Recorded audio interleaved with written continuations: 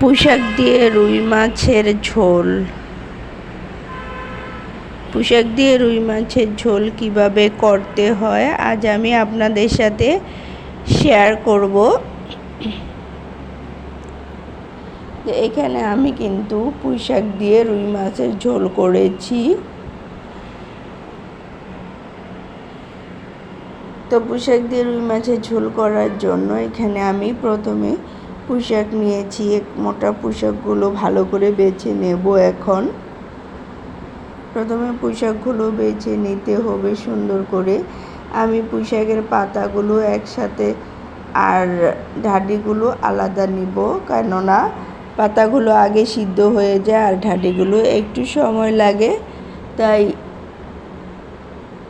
দুটাকে আলাদা করে নেব, যাতে তাহলে পুঁইশাকগুলো একদম সবুজ সবুজ থাকবে, খেতেও দুর্দান্ত স্বাদ হবে।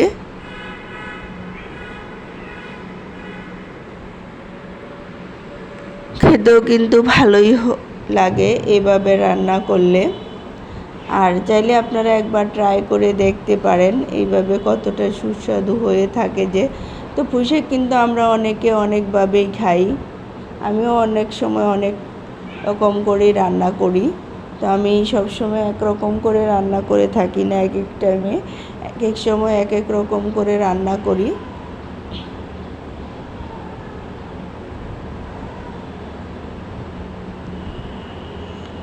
সব পুঁইশাকগুলো আমি এভাবে সবগুলো পুঁইশাকই বেছে নেব। আর বাছার টাইমে দেখতে হয় কিন্তু পোকামাকড় আসেনি। শাকের মধ্যে কিন্তু অনেক সময় পোকা থাকে, খুব ভালো করে পুঁইশাকের পাতাগুলো দেখে নিতে হয়। আসসালামু আলাইকুম, সকলে কেমন আছেন? আশা করি আল্লাহর রহমতে ভালো আছেন। যে যেখান থেকে আমার ভিডিওটি দেখতেছেন প্লিজ একটা করে লাইক দিয়ে ভিডিওটি কন্টিনিউ দেখা শুরু করবেন। সকল বন্ধুদের কাছে অনুরোধ। তো পুঁইশাকের সাথে আবার আমি একটা আলু নিয়েছি, আসলে আলুটা দিলে খুব ভালো লাগে। তো এখানে একটা কড়াই বসিয়ে কড়াইটা গরম করে ভালো করে তেল দিয়ে দিলাম। আমি সরিষার তেল দিয়ে দিয়েছি।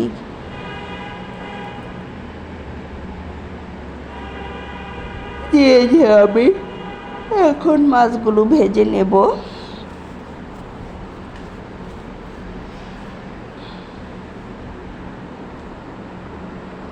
তো এখানে আমি এক এক করে সবগুলো মাছই দিয়ে দেব।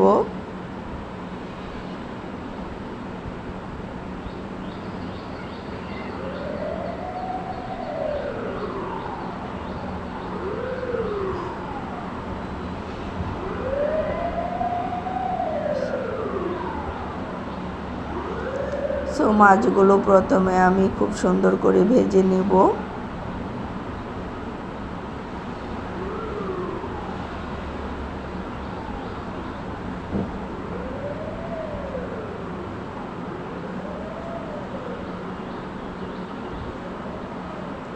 তো মাছগুলো আমার ভাজা হয়ে গেছে, মাছগুলো আমি উঠিয়ে নিয়েছি। এই পর্যায়ে আমি আরেকটু সামান্য তেল দিয়ে পেঁয়াজ কুচি দিয়ে দিয়েছি কড়াইতে।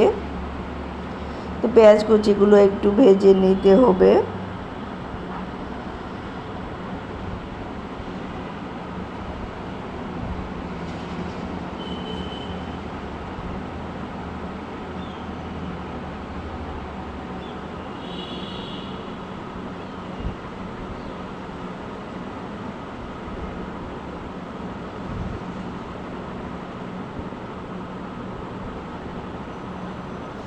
এ পর্যায়ে আমি একটু পানি দিয়ে দিলাম। পেঁয়াজ কুচিগুলো আমার ভাজা হয়ে গেছে। এরপরে আমি এটার মধ্যে মশলা দিয়ে দেব। একটু হলুদের ফাঁকি, একটু মরিচের ফাঁকি। মরিচের ফাঁকিটা একটু বেশি দেব, কেননা পুঁইশাকের মধ্যে কিন্তু একটু মরিচ সে লাগে বেশি। ও হলুদ সামান্য দিলেই চলে, শাকের মধ্যে কিন্তু এতটা হলুদ লাগে না। ধনিয়ার ফাঁকি দিয়ে দিলাম, একটু জিরার ফাঁকি। এরপরে আদা রসুনের পেস্ট দিয়ে দেব।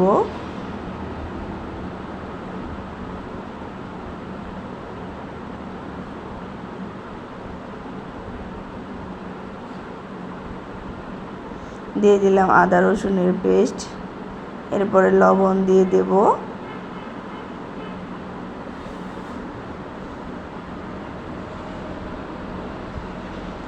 লবণ দিয়ে একটু নেড়ে চেড়ে মশলাটা কষিয়ে নিতে হবে।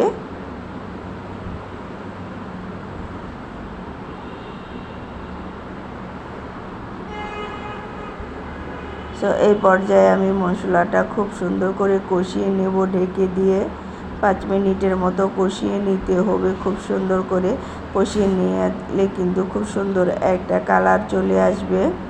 এই যে দেখুন আমার মশলাটা কষানো হয়ে গেছে। এরপরে যে আমি আলু আর ঢাটিগুলো কেটে রেখেছি আলাদা, সেগুলো দিয়ে দেব। এটাও নেড়ে চেড়ে 5 মিনিট ঢেকে রান্না করে নেব। 5 মিনিট পরে আমি শাকগুলো দেব।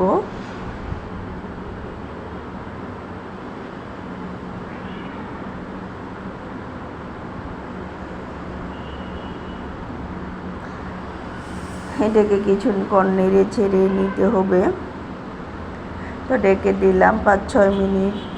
ঢাকার পরে যে ঢাকনা খুলে এরপরে নেড়ে ছেড়ে আমি শাকগুলো দিয়ে দেব, পাতাগুলো দিয়ে দেব। এরপরে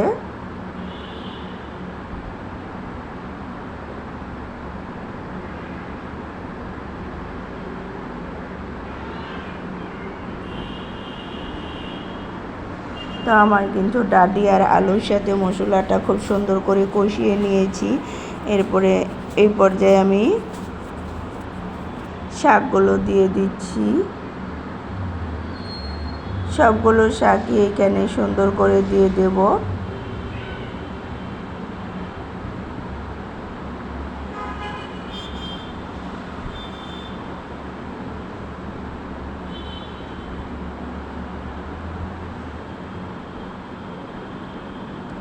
তো সবগুলো শাক দিয়ে এখন আমি কিছুক্ষণ নেড়ে চেড়ে দেবো। নেড়ে চেড়ে মিশিয়ে নেব মশলাটার সাথে। আর শাকটা আস্তে আস্তে নরম হয়ে যাবে কিছুক্ষণ রেখে দিলেই।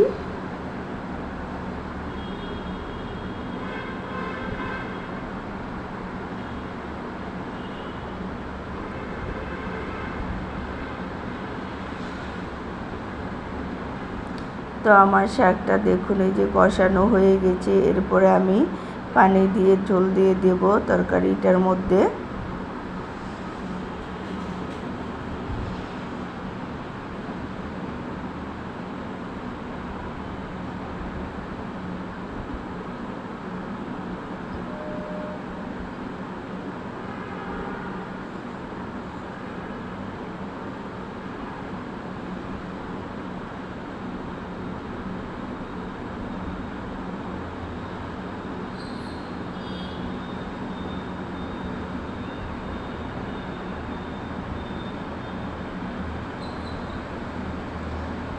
খুব সুন্দর করে কষানো হয়ে গেছে।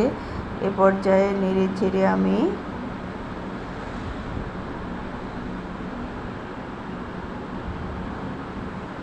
তো পানি দিয়ে জল দিয়ে দিলাম। দিয়ে এখন কিছুক্ষণ নেড়ে ছেড়ে বলক আনিয়ে নেব। বলক আনিয়ে তারপরে আমি মাছগুলো দেব।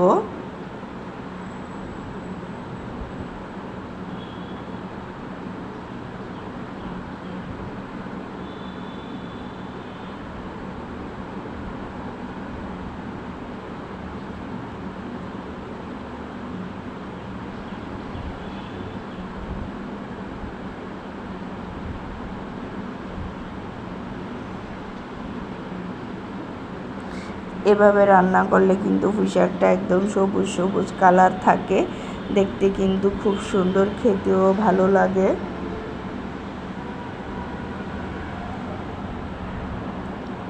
এ পর্যায়ে আমি মাছগুলো দিয়ে দিচ্ছি। মাছগুলো দিয়ে কিছুক্ষণ নেড়ে চেড়ে রান্না করে নেব। কিছুক্ষণ জাল করে নিতে হবে যাতে মাছটার মধ্যে মশলা সুন্দর করে লেগে যায়।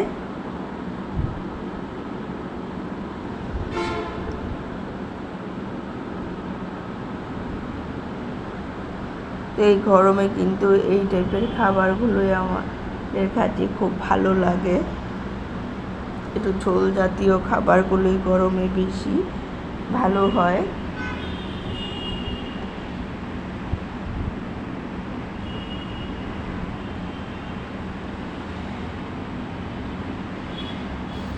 খেতে কিন্তু দুর্দান্ত স্বাদ হয়।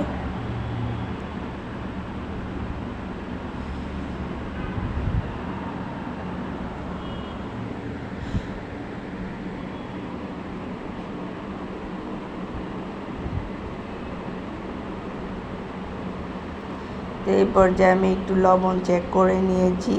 তো আমার মনে হয়েছে লবণ একটু কম হয়েছে, তাই আমি আর একটু লবণ দিয়ে কাঁচামরিচ ধনিয়া পাতা দিয়ে নামিয়ে নেব।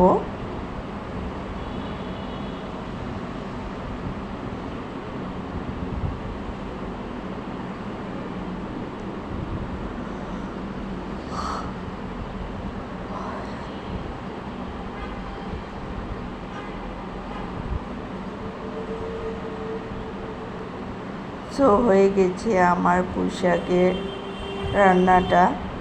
যারা যারা এতক্ষণ ধরে আমার ভিডিওটি দেখতেছেন, আমার সাথে ছিলেন, লাইক দিতে ভুলে গেলে প্লিজ একটা করে লাইক দিয়ে দেবেন।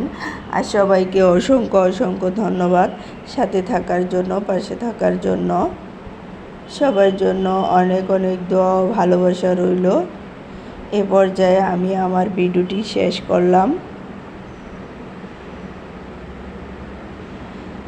সবাইকে আল্লাহ হাফেজ। আসসালামু আলাইকুম।